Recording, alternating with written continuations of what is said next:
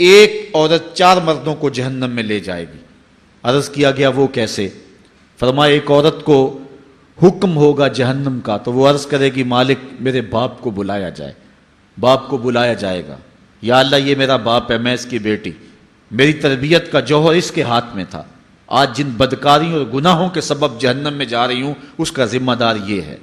وہ باپ جس نے اپنے بیٹی کو سب کچھ دیا، اپنی اولاد کی تعلیم کے لیے اپنے پلاٹ بیچ دیے، جائیدادیں فروخت کر دیں، نہیں دیا تو دین نہیں دیا، کل قیامت کے دن وہ اللہ کے حضور کیا جواب دے گا؟ ارشاد ہوگا اسے بھی پکڑو، اس کے باپ کو بھی پکڑو اور جہنم میں لے جاؤ۔ عرض کرے گی نہیں مالک میرے بھائی کو بلایا جائے۔